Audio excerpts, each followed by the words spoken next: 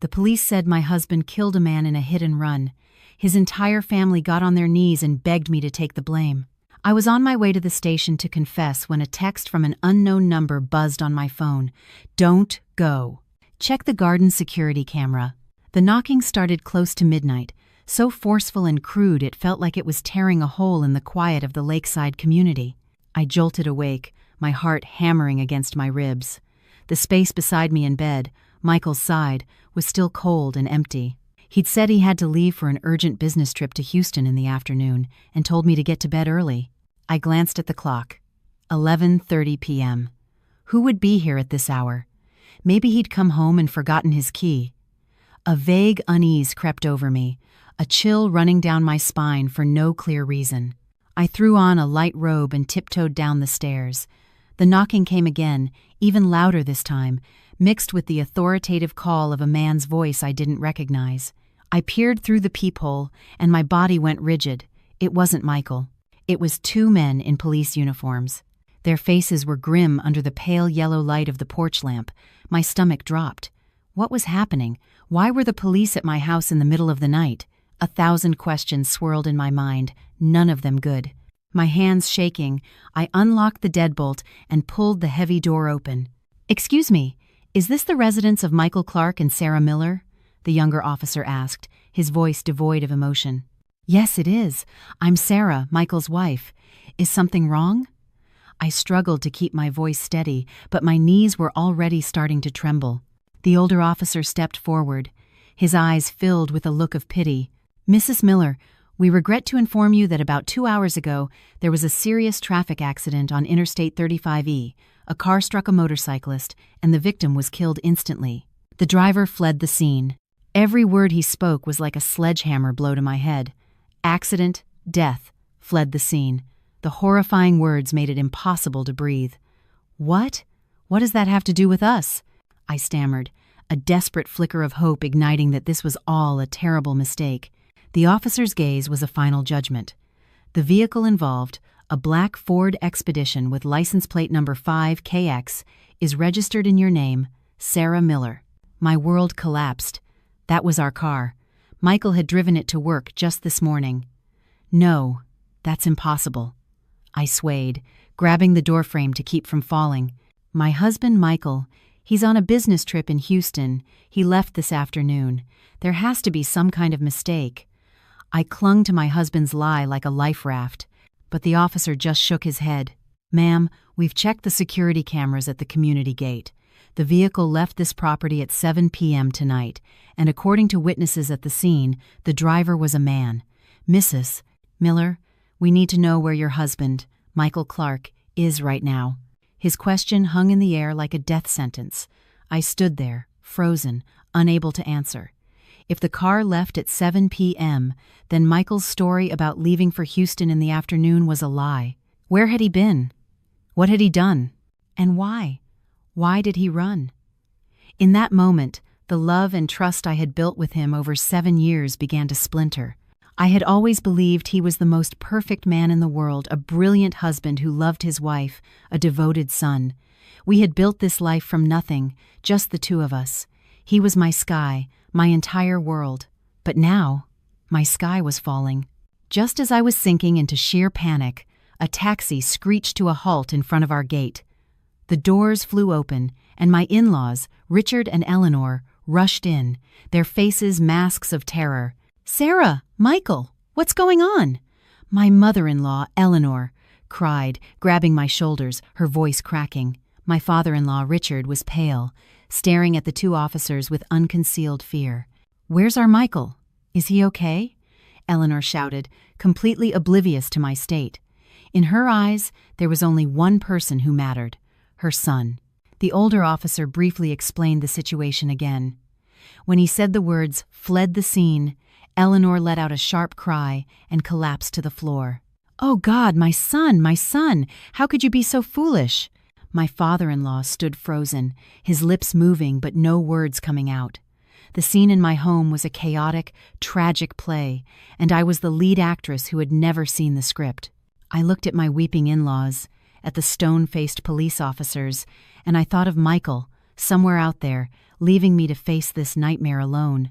The nightmare had only just begun, and I had no idea that my role in this tragedy was far more cruel than I could ever imagine, a role that would demand a sacrifice so absolute it would defy belief. After the police officers disappeared behind the heavy iron gate, the house fell into an eerie silence. It was a thick, suffocating quiet, broken only by the choked, mournful sobs of my mother-in-law. Eleanor sat slumped on the cold tile floor, her usually neat hair disheveled, her thin hands beating against her chest. "Oh God, why is our family so cursed? Michael, oh Michael, where are you? Come home to your mother." She wept, but not a single one of her tears was for the man who was dead. All her pain, all her anguish, revolved around one name: her son. My father-in-law, Richard, stood like a statue beside her, his face ashen, his shoulders slumped. He didn't cry, but his silence was more terrifying than any scream. I stood in the middle of my own luxurious living room, feeling like a stranger. My mind was a blank slate, my heart shattered. A part of me still refused to believe it, still clung to the hope that this was all a horrific mistake. My Michael, the husband I adored, the man who was always so gentle and thoughtful, how could he commit such a monstrous crime and then run away? I tried to suppress my own grief and stepped forward to help Eleanor up. "Mom, please, try to be calm. Come sit on the couch. I'll make you some chamomile tea to warm you up." Eleanor looked up at me, her eyes red and swollen. But in them, I saw no comfort, only a baseless, misplaced resentment. "Calm? How can I be calm? My son is about to go to prison. His whole life will be ruined. How could he have been so stupid?" I helped her to the sofa. Her hand was ice-cold and trembling. I knew nothing I could say would help, so I went to the kitchen in silence, my own limbs still shaking.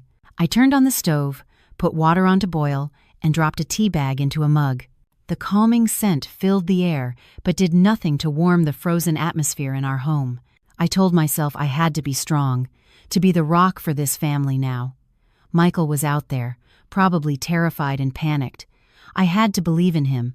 There had to be an explanation, some hidden reason for this. Maybe he was just scared and acted foolishly. I would find the best lawyer. I would do whatever it took to help him.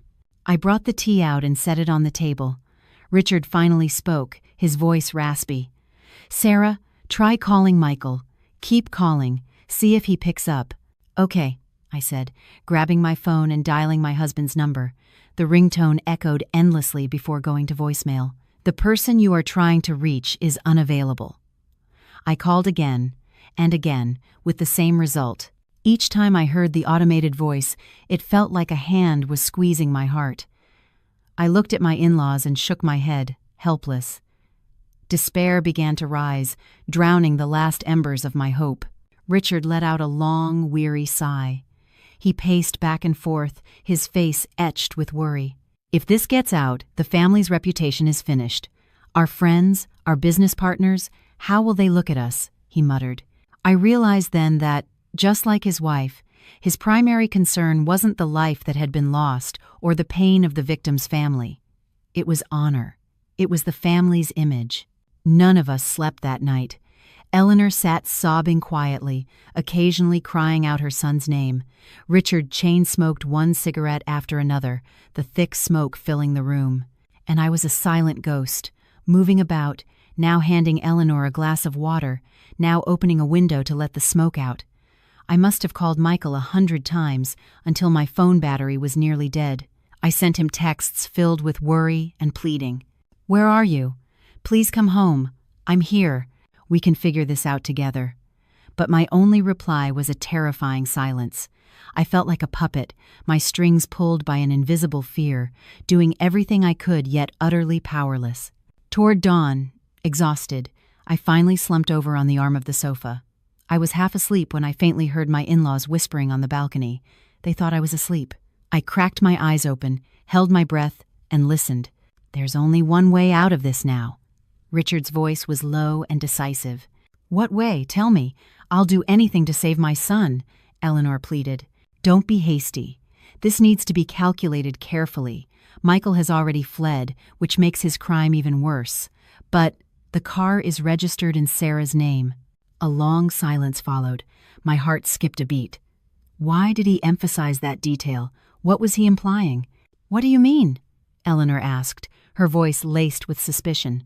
"Just think about it." Richard's voice grew softer, fading into the wind. "She's his wife. She loves him that much. And besides, she's the owner of the car." I couldn't hear the rest, but those few sentences were enough to send a chill down my entire body. What were they suggesting? Why were they dragging me into this? So what if I was the owner of the car? I tried to reassure myself that I must have misheard, that I was being overly sensitive. They were just analyzing the situation. But a feeling of unease, like a venomous snake, had already slithered into my mind, planting seeds of doubt. I closed my eyes, pretending to be asleep, but Richard's words echoed in my head. She's his wife. She loves him that much. The next morning, Eleanor was no longer crying. She sat on the sofa, her eyes puffy, but her gaze was strangely sharp. As I was cleaning up the living room, she called me over. "Sarah, come here. I need to talk to you." I walked over, a knot of anxiety in my stomach. She took my hand. The same hand that had been so cold last night now gripped mine with an unusual intensity. "Sarah," she began, her voice hoarse from crying, "you are the eldest daughter-in-law of this house. You are Michael's wife. Our family is facing a disaster. He foolishly ran away, and now you're the only one we can rely on." I looked at her, not fully understanding. She stared deep into my eyes, her expression no longer one of resentment, but of pleading, a calculated pleading I couldn't quite decipher. "Do you love Michael? Would you do anything for him?" I nodded reflexively. "Yes, of course. He's my husband." Eleanor nodded slowly, a strange, unreadable smile flickering across her lips. "Good. I knew you were a devoted daughter-in-law. Right now, you're the only one who can save Michael, the only one who can save this entire family." Her voice was like a hypnotic whisper, placing an invisible, crushing weight upon me. I didn't know it then, but her words were the prelude to a cruel proposition, a carefully laid trap. And with my blind love, I was walking right into it. She said only I could save him, but I never could have imagined that the way they wanted me to save him was to push me down a path with no escape, a path where I would no longer be myself. Eleanor's words hung in the thick, tense air of the living room. "Right now, you're the only one who can save Michael, the only one who can save this entire family." I looked up at her, my head still spinning, unable to process the horrific events that had just unfolded. "I don't understand. I really don't understand what you're saying. Save him? What can I do in this situation? I don't even know where my husband is, whether he's alive or dead. I'm terrified and helpless." "Mom, what do you mean? What can I possibly do? I'll find a lawyer. I tried to speak, my voice trembling, but Eleanor cut me off. She squeezed my hand tighter, her swollen eyes pleading with an intensity I had never seen before. "What lawyer can save him now, Sarah? He caused a fatal accident and fled the scene. Do you know how serious that crime is? He's looking at 15, maybe 20 years in prison. He's only 30 years old. His entire life, his career, it's all gone. If he goes in there, how will he survive?" Her words were like daggers twisting in my heart. 20 years in prison, the future of Michael, the man I loved, suddenly appeared before me as a pitch-black void. I couldn't bear to think about it. Truly couldn't imagine him behind bars, losing his youth, his entire life. Tears started to stream down my face again. I felt utterly powerless. Then what do we do now, Mom? There has to be a way. At that moment, my father-in-law, Richard, who had been pacing silently, suddenly stopped. He walked over and placed a hand on my shoulder, his voice low and calculating. "Sarah, calm down and listen to me. Your mother and I have been thinking about this all night. At this point, even if Michael turns himself in, he can't escape the charges. But there is still one way, one single way to save him and to preserve this family's reputation." I looked up at him, my vision blurred by tears. In my desperation, his words were the only life raft in a stormy sea. "What is it, Dad? Please tell me. As long as it saves Michael, I'll do anything." I said it without a second of hesitation, not realizing that those were the exact words they were waiting to hear. Richard glanced at his wife, a meaningful look passing between them, before turning back to me. "Sarah, do you remember who the car is registered to?" His question stunned me. I began to vaguely understand. It's registered to me." "Exactly," he nodded. "Legally, you are the owner of the vehicle." When the accident happened, there were no witnesses who got a clear look at the driver's face. They only know it was a man, but that was an initial statement. It can be changed. My throat went dry. I felt like I couldn't breathe. I shook my head frantically, a terrifying fear creeping over me. "Dad, what are you implying? Please don't scare me." "There's nothing to be scared of, my dear," Eleanor chimed in, taking my hand again. This time her voice was sickeningly sweet. "Think about it. You're a woman. You have a good record, no prior offenses. If you come forward and say that you were the one driving, that you panicked and caused the accident and then fled, the court will be much more lenient. Your father and I have already spoken to a lawyer. In your case, it's highly likely you would only get a suspended sentence." "A suspended sentence? Do you understand?" "That means you won't have to spend a single day in jail. Just probation for a period of time." Suspended sentence. No jail time. The words were like a hypnotic lullaby, trying to soothe the horror rising within me. But I wasn't a child. I knew exactly what I was hearing. They wanted me, an innocent person, to confess to a crime for their son. They wanted me to take the fall for vehicular manslaughter. "No, I can't," I said, trembling, trying to pull my hand away from Eleanor's. "I wasn't driving. I can't lie like that. It's illegal. Besides, my parents, my family, what would they think?" "Your family is something we can handle," Richard said decisively. "We'll tell your parents that this is the best way to save both of you. We will support them financially, make sure they want for nothing. As for the law, don't worry. I've already contacted the best law firm in the city. They'll handle everything. They'll offer the victim's family a very large sum of money to get them to drop the charges. Everything will be arranged. All you have to do is confess. Just by doing that, you will save your husband's entire life." Save your husband's life. The phrase echoed in my mind. I looked at Eleanor's grief-stricken face, at Richard's hopeful expression, and I thought of Michael. I imagined him in prison, his bright future extinguished. My heart ached. For the past 7 years, he had protected me, loved me. He never let me suffer any hardship. Now that he was in trouble, could I really stand by and do nothing? But what about me? What about my life? Even a suspended sentence would be a stain I could never wash away. I would have to live with it forever. Seeing my hesitation, Eleanor began to weep even more dramatically. "Sarah, I'm begging you. I'll get on my knees and beg you. Please save my Michael. He's my only son. He's my life. If anything happens to him, I won't be able to live." She actually started to kneel, but Richard held her back. That scene, that plea, those tears, it was all an invisible net tightening around me. Love, pity, a wife's sense of duty, all of it was screaming in my mind, battling with reason and fear. I felt like I was standing on the edge of a cliff. On one side was my own safety. On the other, the future of the man I loved.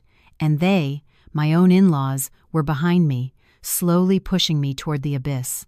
I sat there, in the cold living room, surrounded by pleas, tears, and cruel calculations. I knew that my decision would not only change my life, but would also be the ultimate test of my 7-year marriage. Their offer wasn't just a sacrifice, it was a trade. And I didn't know that no matter which path I chose, I had already lost this game from the very beginning. I looked at their faces, waiting for me to say the words they wanted to hear. But deep in their eyes, I saw not just pain, but something else, a chilling coldness. And I wondered, was this the first time they were willing to sacrifice someone else to protect their precious son? The room was suffocatingly silent, filled only with Eleanor's choked sobs and Richard's heavy breathing. I sat like a statue, my mind a whirlwind of conflicting thoughts. Confess for my husband. Those words repeated in my mind, as cold and sharp as a shard of ice. I had to take the blame for a crime I didn't commit, accept a criminal record, even a suspended one, in exchange for the freedom of the man I loved. Was it worth it? How deep was my love for Michael? Was it deep enough to sacrifice my honor, my entire future? I closed my eyes, and an image of Michael appeared. Michael, smiling brightly on our wedding day. Michael, gently taking care of me when I was sick. Michael, holding my hand as we walked by the lake, promising me a happy future. For 7 years, he had been my entire world. He was my reason for striving, my safe harbor when I was weary. Now, my world was on the verge of collapse. Could I really just stand by and watch? But then another image forced its way in. My parents back home, 2 people who had worked hard their whole lives, always so proud of their well-behaved, successful daughter. If they knew I had been convicted of killing someone, even just on paper, how devastated would they be? How would they face the gossip, the pointing fingers of their neighbors? And what about me? How would I face myself? I would live the rest of my life with a stain that could never be erased, with fear and guilt. I couldn't. I really couldn't. I opened my eyes and looked directly at my in-laws, mustering all my courage to refuse. "Mom, Dad, I can't do it. This is too much for me." "I'm sorry," I said, my voice shaky but firm. But as soon as the words left my mouth, a horrifying scene unfolded before me. "Sarah, I'm begging you," Eleanor shrieked mournfully, and without a moment's hesitation, she dropped to her knees on the cold floor, right in front of me. "I'm begging you, please, save my Michael." Her kneeling was like a sledgehammer blow to my struggling resolve. I was horrified, scrambling to my feet to help her up, but she clung to my legs, sobbing hysterically. "If you don't confess for him, he's finished. He's all I have. Can you be so heartless as to watch this old mother lose her son?" I stood frozen, my entire body shaking. A mother-in-law who had always been so proud and powerful, who had never bowed to anyone, was now kneeling at my feet. The sight was more than I could bear. I felt guilty, cruel, and selfish. "Mom, please get up. Don't do this."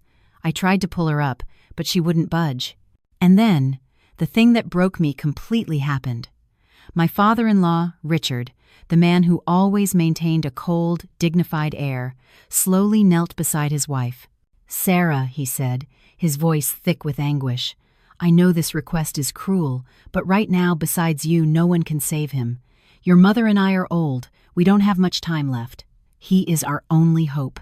We are begging you, for the sake of the past 7 years, for the sake of Michael's deep love for you, please, save him this one time."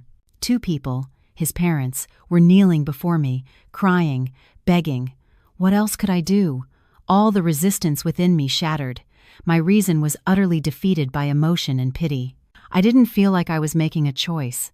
I felt like I was being forced down a single path with no exit. They had used my love, my sense of duty, and turned it into a chain to bind me to this sacrifice. I agree. I uttered the 2 words, my voice as soft as a whisper but as heavy as a mountain. The moment I finished speaking, Eleanor stopped crying instantly. She and Richard stood up together, their faces filled with an unnerving relief. "Oh, that's wonderful, Sarah, just wonderful," Eleanor said, grabbing my hand. Her voice was back to its usual cool tone, but laced with an undisguisable joy. "I knew you were a good daughter-in-law. Don't you worry, we won't let you suffer. We'll take care of everything." They rushed to help me back to the sofa, pouring me water, fussing over me. Their rapid change in attitude gave me a strange, unsettling feeling. But in my turmoil, I was no longer clear-headed enough to think deeply about it. All I knew was that I had just signed a deal with the devil, and the price was my entire life. The following days were a whirlwind. Richard did indeed hire a team of top lawyers. They met with me, coaching me on what to say, how to answer the police's questions. They constructed a perfect story. That night, Michael and I had an argument. Upset, I took the car and drove off while emotionally unstable. It was dark, and I accidentally caused the accident. In my panic, I fled the scene and then called my husband for help. Michael, out of love for his wife, agreed to disappear temporarily, waiting for me to turn myself in so they could face it together. Every detail was logically calculated, with no loopholes. They told me to cry, to act deeply remorseful. My in-laws began playing their part in the drama. They borrowed money from everywhere, gathering a large sum. Richard said it was to compensate the victim's family, to get them to write a letter asking for leniency for me. Seeing them so busy and concerned, a part of me felt comforted. Maybe they really were trying their best to protect me. Maybe my sacrifice was worth it. The day I was to turn myself in finally arrived. That morning, Eleanor personally made me a hearty breakfast casserole. She gave me endless instructions, telling me not to worry, that she and Richard had everything under control. She even slipped a debit card into my hand, saying it had some money for my personal expenses. Richard patted me on the shoulder, saying the family would be indebted to me for life. They saw me off to the car, performing a tearful farewell. I sat in the taxi, heading toward the police station, my heart heavy. I looked out the window. Dallas was as bustling as ever, but to me, everything was gray. I was about to give up my freedom, about to accept a criminal record. I told myself I was doing this for love, for family, but why did I feel no peace at all? The sense of unease from that first night returned, stronger than ever. I felt like I was missing something, some crucial detail in this perfect play. But what was it? I couldn't figure it out. I only knew I was on a road of no return. And I didn't know that even after I had agreed to sacrifice everything, the price I had to pay wasn't finished. It was much, much higher. Because in this play, my role wasn't just a substitute. It was a pawn. A pawn that, after serving its purpose, would be discarded without a second thought. The taxi rolled forward, taking me down what I believed was a one-way street to the end of my freedom. I sat motionless in the back seat, my eyes staring blankly at the Dallas cityscape rushing past the window. Morning sunlight filtered through the leaves, dancing on the sidewalks. The morning rush was beginning, people with jobs, with futures, with plans. And me? I was on my way to a place where my future would be decided by a lie, a prearranged sentence. My heart was so heavy it felt like a stone was crushing my chest, making it impossible to breathe. I had reassured myself hundreds, thousands of times that I was doing this for Michael, for our 7 years of love. I remembered the day he proposed to me on a starlit beach. He had said I was the most precious thing life had ever given him, that he would spend his entire life protecting me. So now, when he was in trouble, sacrificing a little for him seemed like the right thing to do. But my reason screamed that this was wrong, that it was insane. I was personally destroying my own life. This stain, even as a suspended sentence, would follow me forever. What about my parents? How would my friends look at me? And would I ever be able to look at my own reflection in the mirror again? I felt like a moth drawn to a flame, knowing it would be burned but blindly flying toward it anyway, all for the faint glow of love. I tried to push the negative thoughts away, remembering the tearful performance of my in-laws. They had knelt, they had begged, they must have been in so much pain. They promised they would take care of me, that they wouldn't let me suffer. I tried to believe those promises, clinging to them as a final comfort. But deep down, that vague sense of unease wouldn't disappear. There was something off, a forced quality to Eleanor's tears, a cold calculation in Richard's eyes that I couldn't explain. "Ma'am, we're almost there." The driver's voice pulled me back to reality. I looked up and saw the imposing gray building of the police station ahead. My heart began to pound erratically. This was it. In just a few more steps, I would walk through those doors, and my life would turn to a new, dark chapter. My hand gripped my purse strap, slick with cold sweat. I took a deep breath, trying to summon one last bit of courage. I had promised them. I couldn't turn back now. Just as the taxi slowed to pull over to the curb, the phone in my purse let out a soft beep. A new text message. On instinct, I pulled it out. It was probably my in-laws, offering one last word of encouragement, but no. On the screen was a completely unknown number, not in my contacts. And the message itself was short, but it hit me like a bolt of lightning, freezing my thoughts completely. "Don't go. Check the garden security camera." I read the words over and over, unable to believe my eyes. Don't go. Check the garden security camera. Who was this? Who sent this message, and how did they know I was on my way to confess? The garden camera, I suddenly remembered. A few months ago, for security reasons, we had installed a camera system around the house.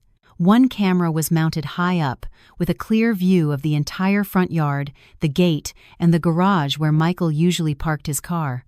But why check it? What did it have to do with the accident? A torrent of questions exploded in my mind, overwhelming my fear. The message was too sudden, too mysterious, but it planted a powerful seed of doubt, fanning the flames of the unease I had been trying to suppress.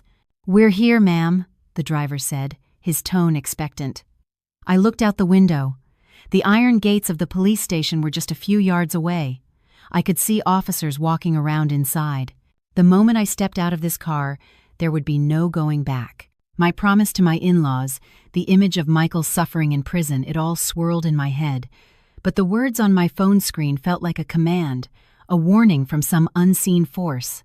"Check the garden security camera." It wasn't vague advice. It pointed to a specific piece of evidence. That meant there was something on that recording that I needed to see, something my in-laws had deliberately hidden from me. Reason and emotion tore me apart. What should I do? Trust an anonymous message or continue down this path of blind sacrifice? I looked at the police station, a symbol of justice. But if I walked in there today, I would become a liar, an accomplice to obstructing that very justice. No, I couldn't. No matter how much I loved Michael, I couldn't lose myself. I couldn't turn a blind eye to a truth that was, perhaps, so close. "Driver," I said, my voice hoarse and trembling. The driver turned, waiting.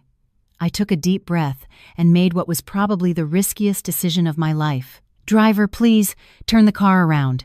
The driver looked surprised but didn't ask questions, simply and quietly making a U-turn. The taxi drove past the police station gates, leaving behind the path I had almost taken. I leaned my head against the window, gasping for air as if I had just escaped a nightmare. But I knew I had only just entered another one, a dangerous and uncertain journey to find the truth. I couldn't go straight home. My in-laws were surely there, waiting for news of my confession. If I went back now, they would be immediately suspicious. I asked the driver to take me to a small, hidden cafe in a quiet alley. I needed a peaceful place to think, to piece everything together. I sat in a corner of the cafe, the coffee in front of me long since cold. My hand was still shaking. The mysterious text message remained on my screen, the only glimmer of light in the darkness that surrounded me. I didn't know who the sender was, friend or foe, but they had given me a chance to stop before it was too late. The garden camera. That was the key. But how could I see the footage? The system was connected to the computer in Michael's home office. I had to get into that house, into that room, without anyone knowing. This game had completely changed. I was no longer a pawn waiting to be sacrificed. I was now a player, making a risky move to turn the tables. And I knew that to see that footage, I couldn't just walk in through the front door.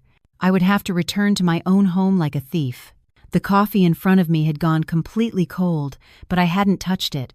My mind was stretched taut like a piano wire, racing to devise a bold and risky plan, return home like a thief. The irony was not lost on me. I, the legal owner of the house, now had to sneak into my own home. But I had no other choice. The footage from the garden security camera had become an obsession, a secret I had to uncover at any cost.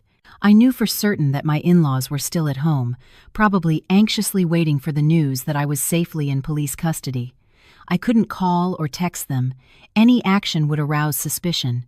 I needed an excuse, a plausible reason for them to leave the house, even for a short time. I thought for a long time, turning over every possibility.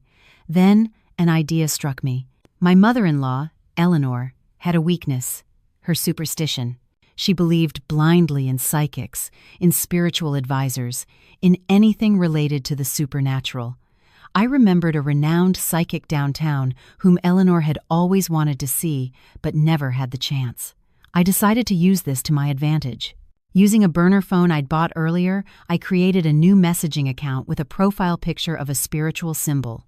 I then sent a message to Eleanor, written in a mysterious and lofty tone, pretending to be the psychic's assistant. "Greetings. The master has sensed a great calamity in your household recently, a severe downturn in fortune. Out of compassion, he wishes to offer guidance on how to resolve it. Today, at 11 a.m. sharp, and for 1 hour only, the master will be present at the Serenity Grove retreat for a special blessing. If you are sincere, bring the birth dates of all family members for him to review. To be late is to be without fate. Fortune or disaster hangs in the balance. I knew it was a long shot, but given Eleanor's panicked state and her blind faith, I believed she wouldn't pass up this opportunity. I held my breath and waited. 10 minutes, then 20, passed with no reply. I started to lose hope. But then my phone pinged. It was a reply from my mother-in-law. Thank you so much. Our family will be there on time. I let out a sigh of relief. The first step of the plan was a success. The retreat was quite a distance from our house. The round trip would take at least 2 hours. That was more than enough time for me to act. I paid for my coffee and hailed a ride-share, asking the driver to drop me off in a small alley behind my gated community. I couldn't use the main entrance. Behind our house was a wall that wasn't too high, and next to it stood a large oak tree with branches reaching over into our yard.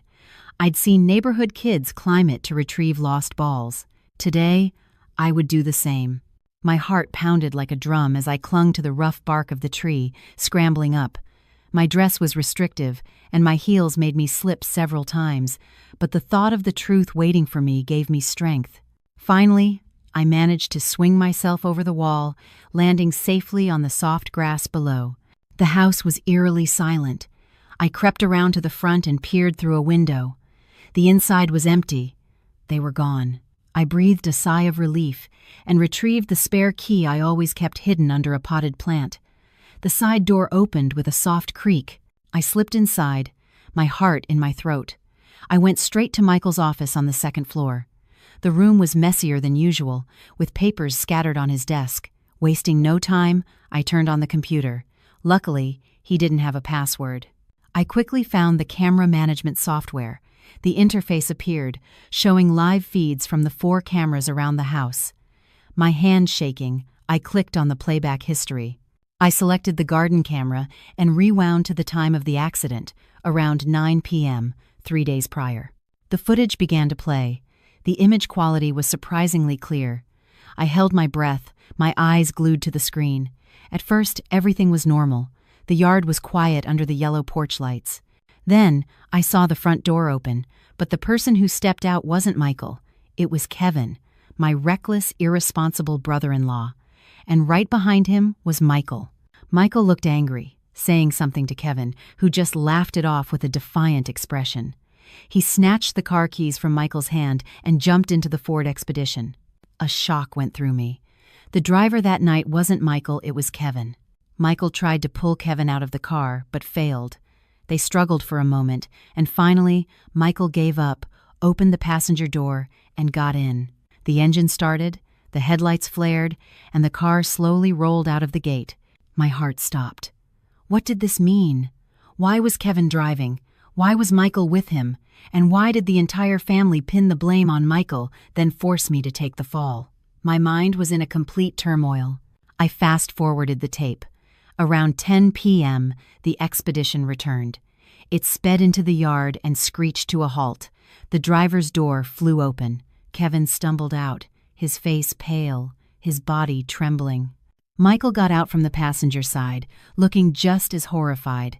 I hit someone, man. I could hear Kevin's terrified voice through the camera's microphone. He's not moving. Oh God, he's not moving. Michael ran his hands through his hair, pacing frantically. I told you not to drive. You're drunk. Now look what you've done. At that moment, the front door burst open. My in-laws rushed out, probably having heard the noise. What happened? Eleanor asked, panicked. Kevin broke down, sobbing, and confessed everything. After hearing the story, Eleanor's face went white, but she didn't scold Kevin. Instead, she turned to Michael, her gaze sharp as ice. You were in the car too? Yes. I tried to stop him, but he wouldn't listen, Michael stammered. And then I heard a sentence so cruel and cold it made the blood in my veins freeze. My mother-in-law, Eleanor, stared directly at Michael and said, There's only one way. You have to go into hiding, right now. Leave the rest to me. Nothing can happen to Kevin. His future is too important." I sat frozen in front of the screen. The entire truth was laid bare, a truth more horrific and cruel than I could have ever imagined. It wasn't Michael who caused the accident, it was Kevin. And Michael didn't flee on his own, he was ordered to by his own mother. This entire drama, from Michael's disappearance to blaming him and forcing me to confess, was a conspiracy orchestrated by my mother-in-law, all to protect her precious younger son. I had been deceived. All of us, even Michael, were just pawns in her plan. A wave of nausea rose in my throat, disgust, rage, and excruciating pain. I was ready to sacrifice my life to save a husband, to protect a family, but it turned out they had never considered me family at all. I was just a tool, a convenient scapegoat. My shaking hand reached out and clicked the button to save the video file to a USB drive. Just then, I heard the familiar sound of a car pulling up to the gate. My heart leaped into my throat. They were back, much earlier than I had anticipated. What do I do? The USB drive with the video was still plugged into the computer, and I was trapped inside my own house with a deadly truth in my hand. The sound of the familiar car engine grew closer, louder, like a death knell. I froze in front of the computer screen, where the damning video file was still in the process of saving. They were back. Why were they back so soon? Was my plan exposed, or was it just a cruel coincidence? There was no time to think. Panic seized me, overriding all reason. I frantically looked around the room for an escape. The door? Impossible. I would run right into them. The window? This was the second floor. A jump would be suicide. I was trapped. Trapped in the very snare I had walked into. The sound of the iron gate creaking open was piercing and horrifying. I heard the car pull into the garage, then the slam of car doors. They were in the house. In minutes, even seconds, they would be upstairs. I stared at the USB drive still plugged into the computer. The evidence. It was the only proof that could expose their crimes and save me from this mess. I couldn't let them get it.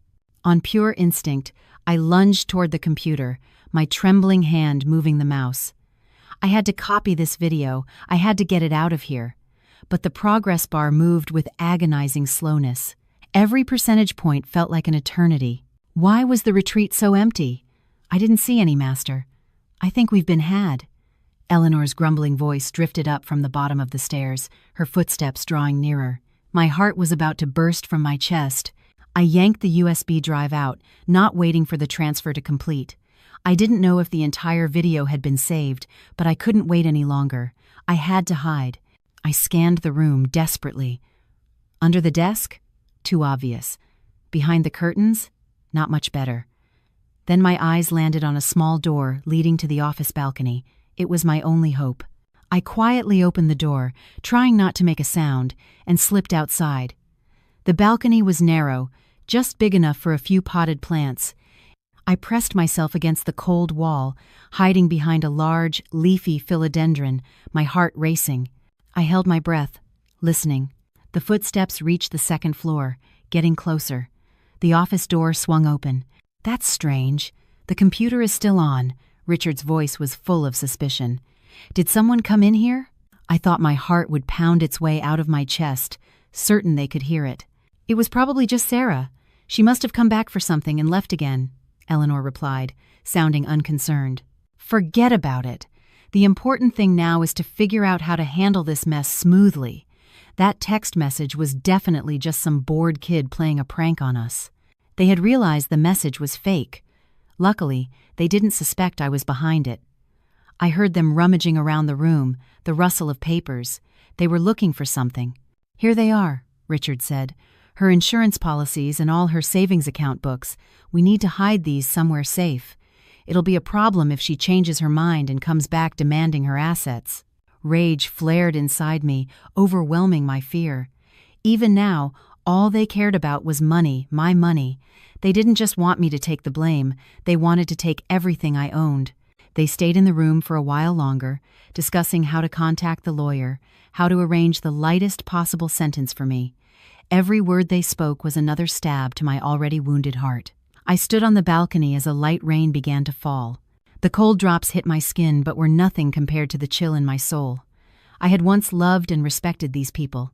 Now I had to listen to them plot my imprisonment and steal my property without a shred of remorse. After what felt like an eternity, they finally left the office. I heard the door close, then their footsteps retreating down the stairs. I let out a shaky breath, my body going limp against the wall. I was safe for now, but how could I get out of here? I couldn't climb back over the wall. I looked down. The distance from the second-floor balcony to the ground wasn't too great. Below was a lawn. A jump might injure me, but it was the only way. I bit my lip, clutching the USB drive. I couldn't stay here. I had to get this truth out into the light. I climbed over the railing, my heart hammering. I closed my eyes, let go, and felt myself fall. Thump! I landed on my feet, and a searing pain shot through my left ankle. I crumpled onto the wet grass. The pain was so intense it brought tears to my eyes. I tried to stand, but my ankle was already swelling. I couldn't put any weight on it. I had sprained it, or worse, broken it. I lay on the grass as the rain grew heavier, drenching me. I felt a profound sense of despair. I had the evidence, but I was trapped, injured, and immobile. Just then, I heard the back door from the kitchen open. My heart stopped. Someone was coming out. It was Eleanor. She was taking out the trash. I scrambled to drag myself behind a large rose bush, but it was too late. Her eyes locked onto me. She froze for a second, her eyes wide with shock. Then, a sinister, cruel smile spread across her face. "Well, look who it is. My precious daughter-in-law. What are you doing lying here?" She walked toward me, her gaze sweeping over me, lingering on my swollen ankle. "Took a fall? You look pathetic."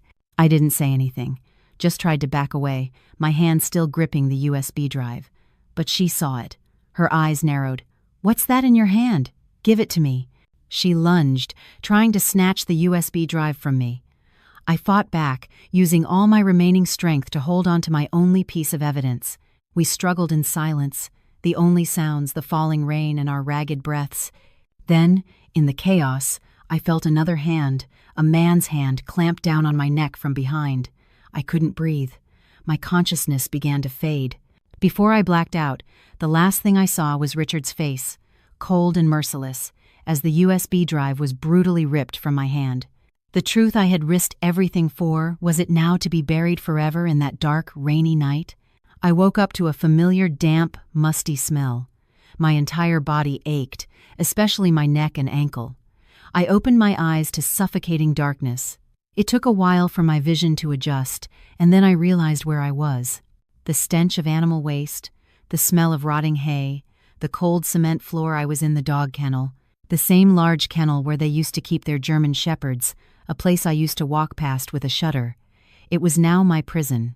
I tried to sit up, but a sharp pain from my left ankle made me cry out. I reached down to touch it. It was swollen to the size of a softball, the pain so intense I couldn't move it. They hadn't just stolen the evidence. They had locked me in here, ignoring my injury. The kennel door was secured with a heavy iron chain. I beat on the door in despair, screaming into the void. "Open the door! What are you doing? Let me out!" But my only reply was the steady drumming of the rain and the terrifying silence of the night. I slumped onto the cold cement floor, overcome with helplessness and despair. I had lost the only evidence. And now, I was a prisoner. What would they do to me next? Keep me here until I agreed to confess? Or would they? I didn't dare to finish the thought. A shiver ran down my spine. I realized these people were no longer my in-laws. They were monsters in human skin, willing to do anything to protect themselves, even if it meant getting rid of me. I don't know how long I sat in the darkness. Time seemed to stand still. The pain in my leg, the hunger, and the cold began to torment me. I huddled in a corner, trying to conserve what little body heat I had. My tears had run dry, leaving only rage and a fierce will to survive. I couldn't die here. I had to live. I had to find a way out. I started crawling around the kennel, feeling my way in the dark, hoping to find a gap, a weak spot. But it was useless. It was built of solid brick and chain-link fencing. There was no escape. The next morning, as the first rays of light filtered through the cracks, I heard footsteps. The kennel door creaked open. Eleanor stood there, holding a bowl of cold rice and a glass of water. She threw them onto the floor as if feeding an animal. "Eat up, and then you'll sign the papers. After you sign, this will all be over. You'll be free," she said, her voice like ice. She tossed a stack of papers and a pen inside. I didn't touch the food. My hands trembling, I picked up the papers. It was a pre-written confession with a story identical to the one the lawyers had concocted. Underneath was another document, a power of attorney, granting my father-in-law, Richard, full control over our house and all my other assets to deal with the consequences. Rage exploded within me. "I will never sign," I screamed, tearing the papers to shreds. "You're animals!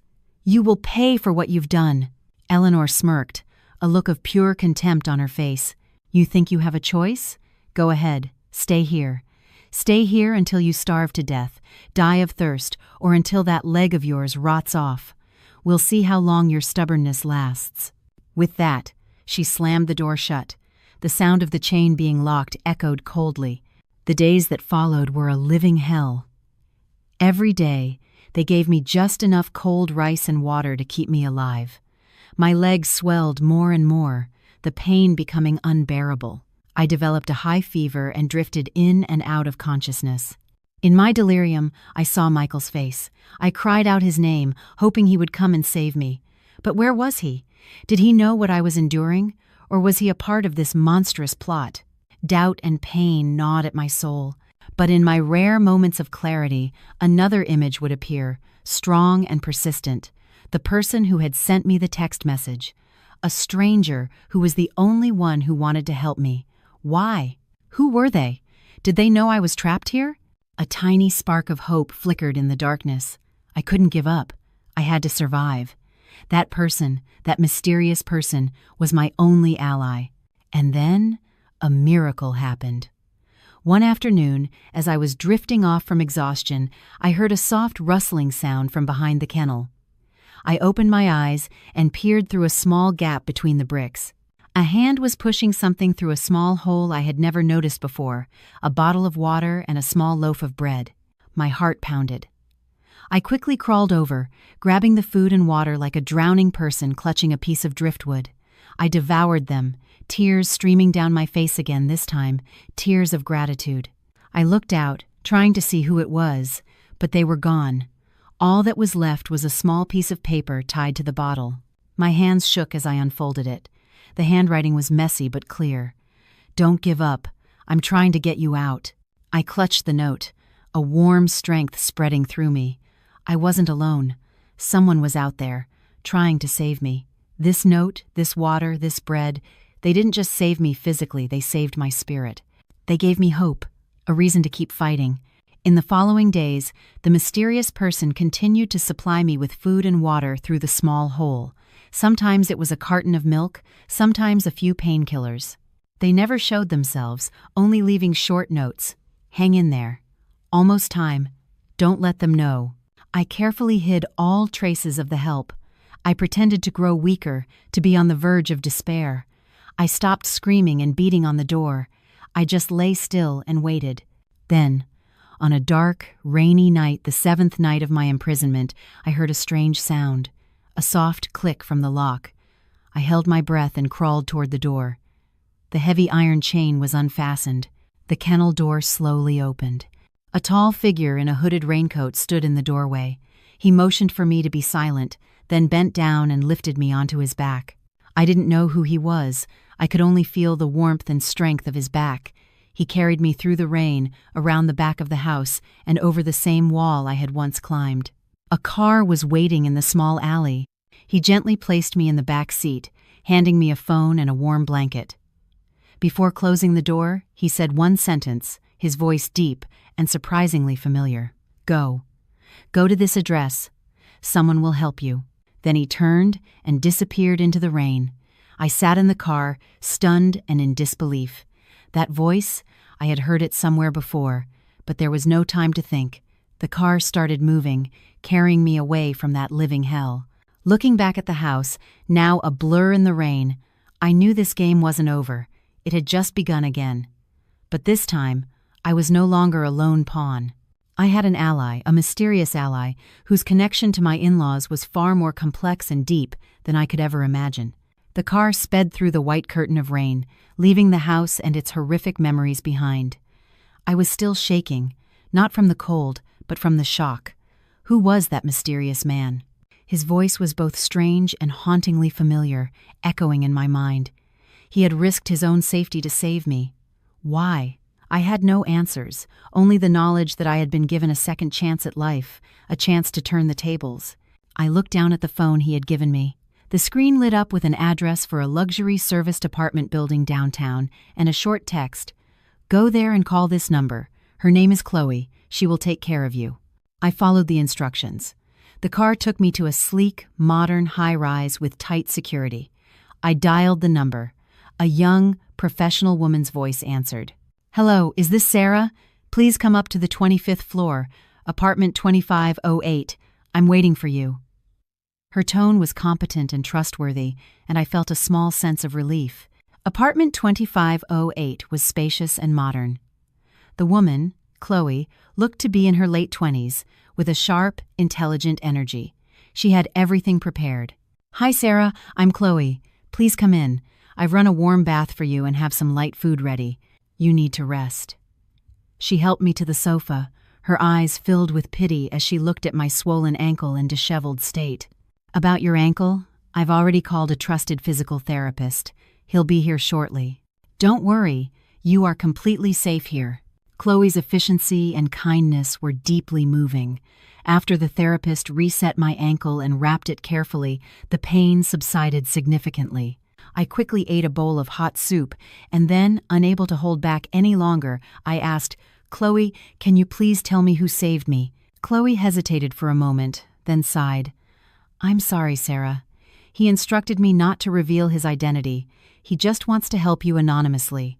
"But why? Why is he helping me?" I pressed. Chloe was quiet for a moment. "Perhaps it's because he was also a victim of that family, and perhaps in you he sees the image of someone he wasn't able to protect in the past." A victim? Someone he couldn't protect? Chloe's words only deepened the mystery. What kind of feud did he have with my in-laws, and who was this person from his past? I didn't ask any more questions. I knew Chloe wouldn't tell me, but a new resolve formed within me. I would find out who he was, if only to thank him properly. That night, for the first time in over a week, I lay in a soft, clean bed, but I couldn't sleep. The nightmares of my captivity, the cruel faces of my in-laws, and above all, the truth about Kevin's crime and the family's cover-up played over and over in my mind. I had lost the USB drive, but its contents were burned into my brain. I had to get it back. I had to make them pay. The next morning, Chloe had breakfast and a fresh set of clothes ready for me. "Sarah, he told me to give you this." She handed me a new laptop and another phone. He said, "Now we begin the counterattack." Chloe's eyes glinted with determination. "He's installed special software on the laptop. Do you remember the password to access your home security camera system?" I nodded eagerly. "I remember it perfectly." "Excellent." Chloe smiled. "We're going to try to access the system remotely. If they haven't deleted the data, we'll get that video back." My heart hammered as I typed in the IP address and password. Chloe and I both held our breath. And then, the camera management interface appeared on the screen. They hadn't deleted it. Perhaps they were too confident after getting the USB drive, or maybe they just weren't tech-savvy enough to know the data was still on the hard drive. My hand trembled as I clicked on the playback history. My heart nearly leaped out of my chest when I saw the video file from that fateful night was still intact. "We got it," Chloe whispered excitedly. We quickly downloaded the video to the laptop and made multiple backup copies. Holding the irrefutable evidence in my hands, I felt a surge of strength.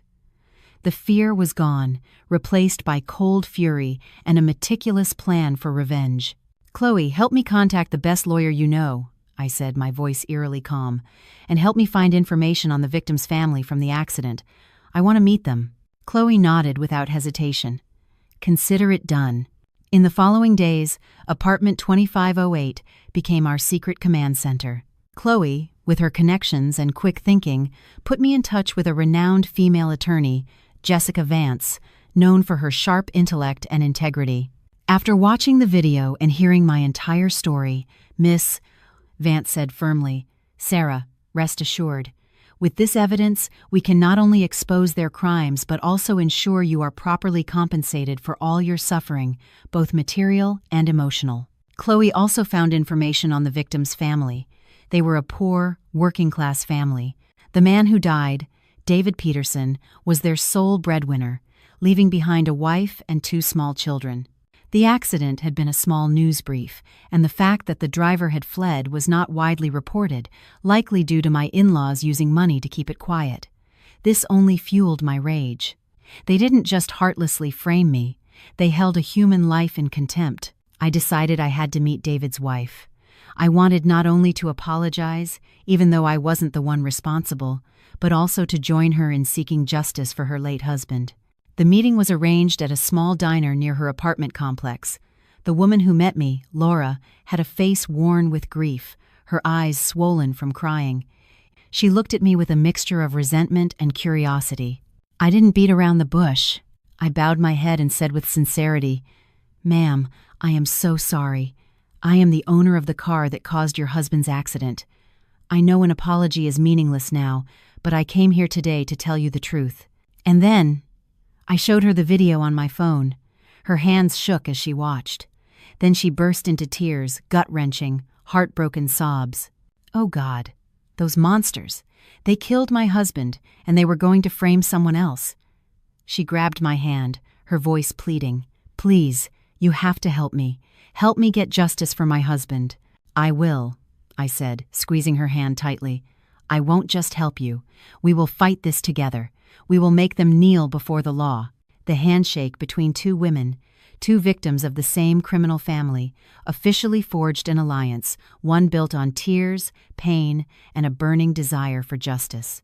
I had no idea that this act would not only give me a powerful ally, but would also inadvertently uncover another secret, one directly linked to the man who saved me, forcing me to see this entire affair in a completely different light. The alliance between me and Laura Peterson, the victim's wife, was more than a promise. It was the beginning of a new, powerful, and righteous front. I was no longer fighting alone for my own honor. Now, I also carried the weight of seeking justice for a life that was lost and a family that was shattered. Our attorney, Jessica Vance, acting on behalf of both of us, quickly filed an official criminal complaint with the city police department. The thick file included the security camera footage, my detailed testimony, and a formal request from the victim's family to press charges. The legal time bomb had been activated. While we waited for the investigation to begin, Laura and I met often. She told me about her husband, David, a kind and hard-working construction worker who was the sole provider for their family. She told me about their 2 young children, the oldest in 3rd grade, the youngest, not yet in preschool, who asked every day where their daddy was. Every word she spoke twisted the knife in my heart, transforming my rage for my in-laws into an ironclad resolve. They hadn't just ruined my life. They had taken a man's life and a father from his children. Their crime was unforgivable. One day, as we were organizing some documents, Laura suddenly hesitated. "Sarah, there's something I don't know if I should tell you." I gave her an encouraging look. "Laura, you can tell me anything. We're in this together now." She took a deep breath, as if summoning her courage. "The day my David died, after the police left, a strange man came to my apartment. He didn't say who he was, just that he was a passerby who happened to know what happened. He gave me and my kids a large sum of money for the funeral expenses, and he told me to be careful, that this might not be a simple accident. He said, if someone reached out to me and promised to help, I should trust them."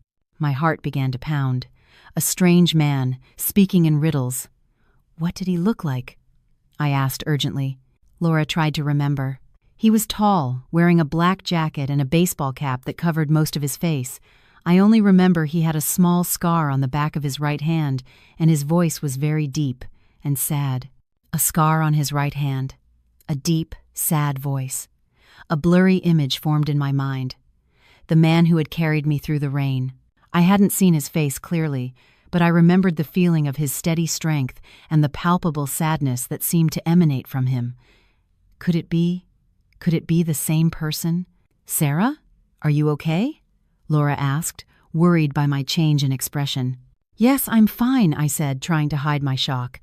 "Did he say anything else?" "No, that was it." Then he left quickly. He was driving an old gray pickup truck.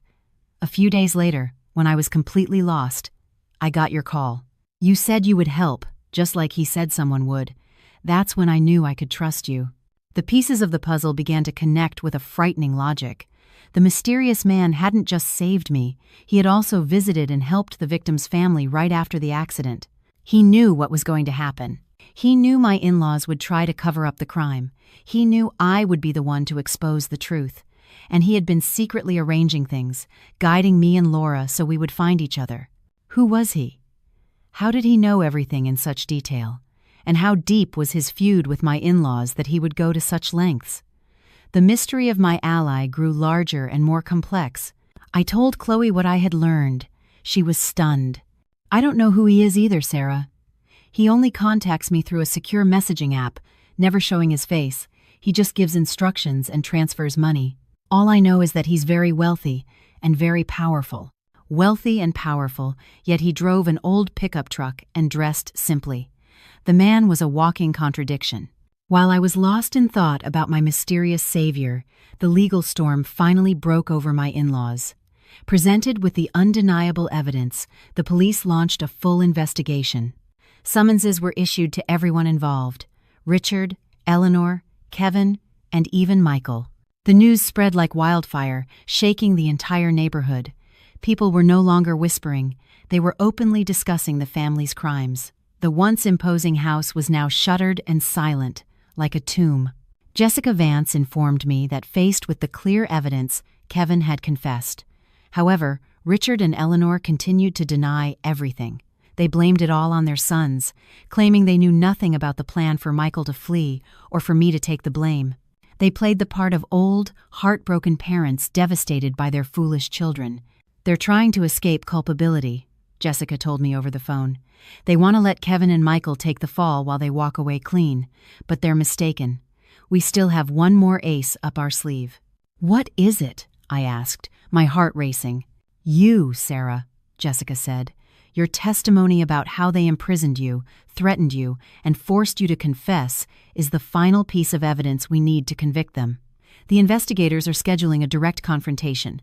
Are you ready for it?" "I'm ready," I replied, without a hint of hesitation. I had been waiting for this day for a long time. The day I would stand before them, not as a submissive daughter-in-law, but as a witness and a victim, ready to tear down their facade of lies and cruelty. The confrontation was scheduled for a Wednesday morning. I walked into the interrogation room feeling strangely calm. On the other side of a long table, I saw them. My in-laws looked haggard, having aged 10 years. Kevin and Michael sat beside them, their heads bowed. The final showdown was about to begin. But I had no idea that during this fateful confrontation, a name from the past would be spoken. A name that would not only reveal the identity of my savior, but would also uncover another tragedy, another crime that had been buried for 20 years. The interrogation room was cold and quiet, the only sound the whir of the ventilation fan. I sat across from them, separated by a long wooden table. For the first time since everything fell apart, the entire family was together again, not in a fake display of unity, but in the tense, hostile atmosphere of criminals facing justice. The lead investigator, a middle-aged man with a stern face, began without preamble.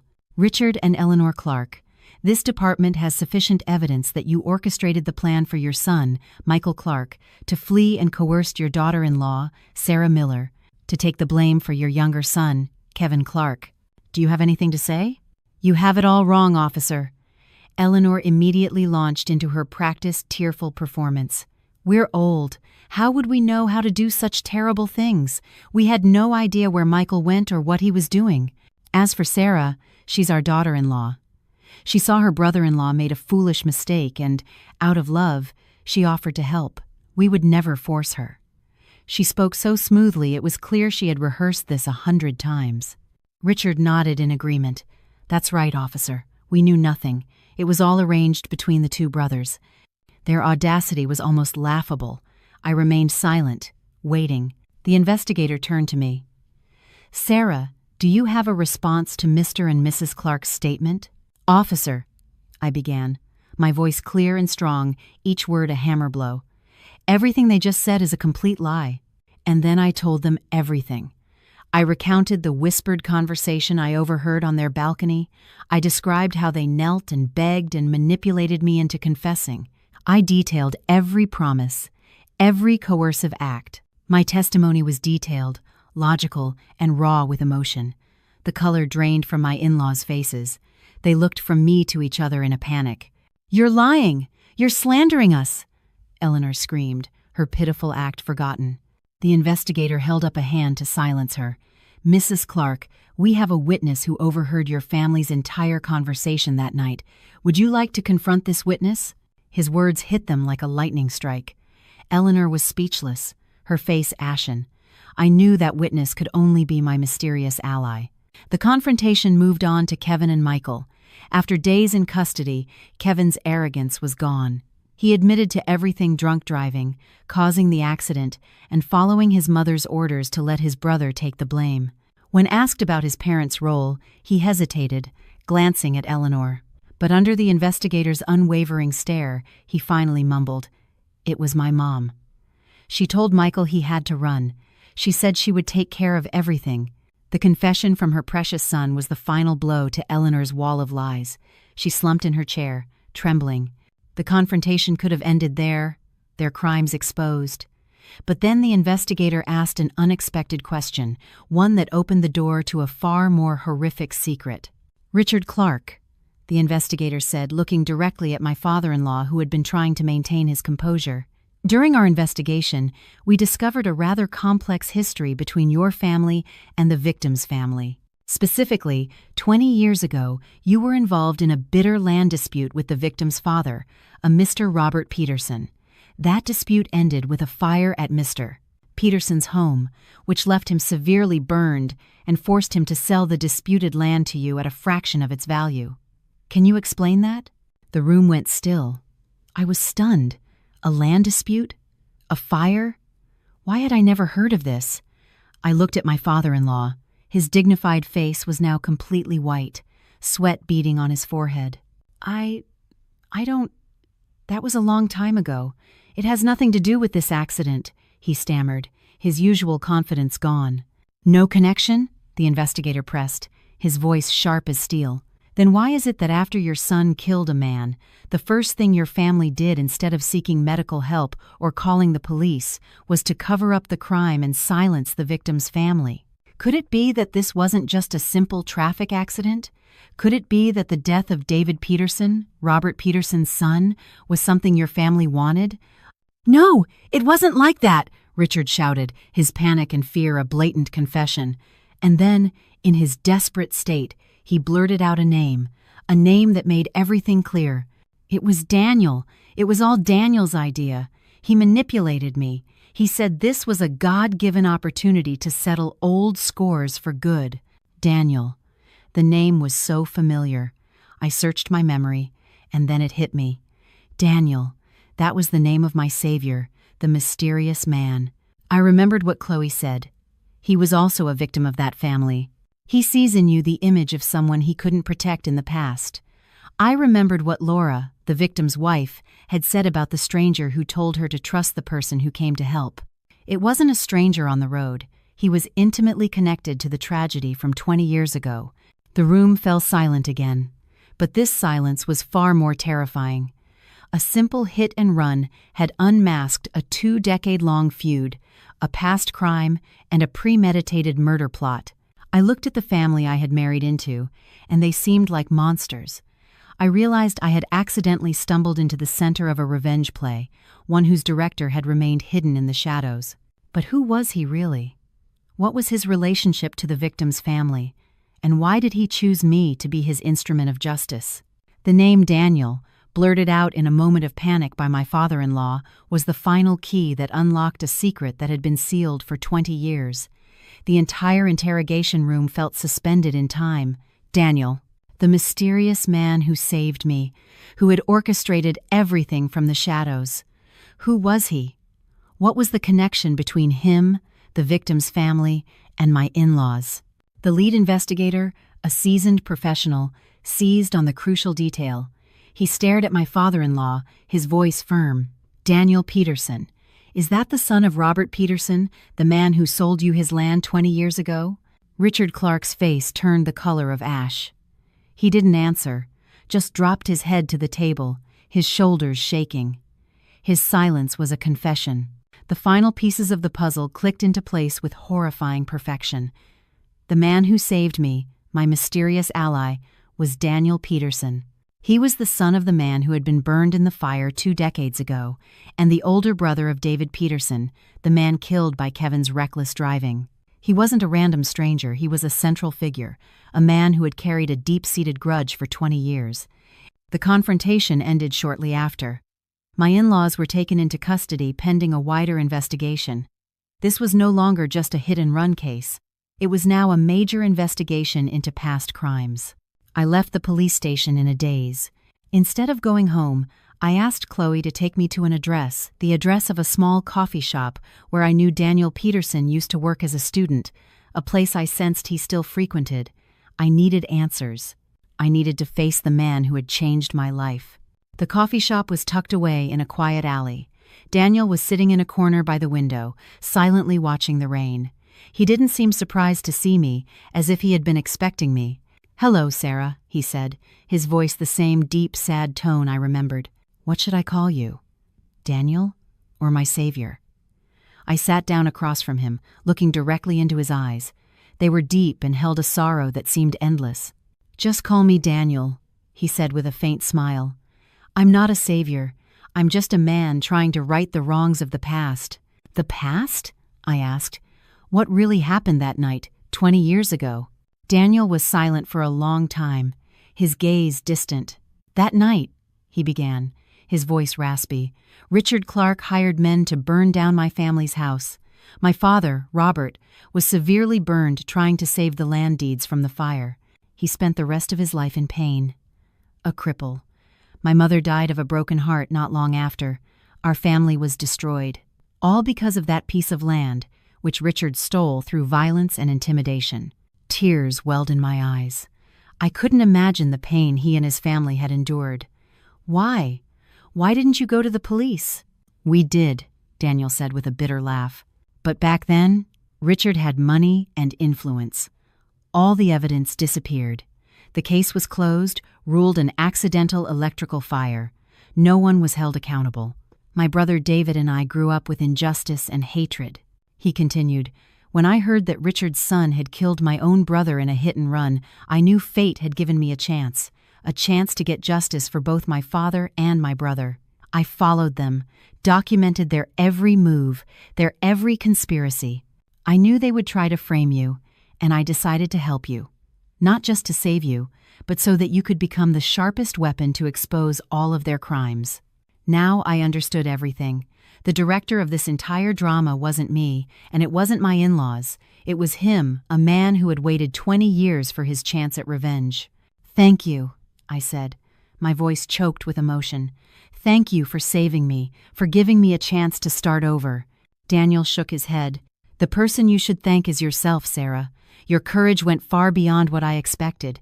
You didn't just get justice for yourself. You got it for my entire family. This debt has been paid."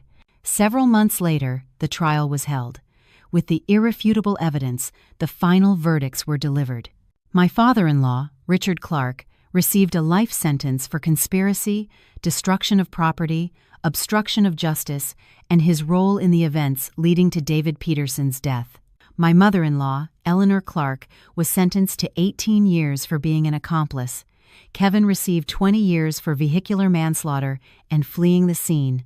And Michael, my husband, received a 7-year sentence for concealing a felony and failing to report a crime. An entire family, an empire built on crime and lies, had crumbled. On the day of the sentencing, Laura and I went to the cemetery together. We stood before the graves of her husband, David, and his father, Robert, and lit incense. "David, Dad, it's over now," Laura sobbed. The wicked have been punished. You can rest in peace. I looked up at the clear blue sky, feeling a profound sense of peace. The storm had finally passed. After the trial, Daniel came to see me one last time. He told me he was moving Laura and her children to a new city to start a new life.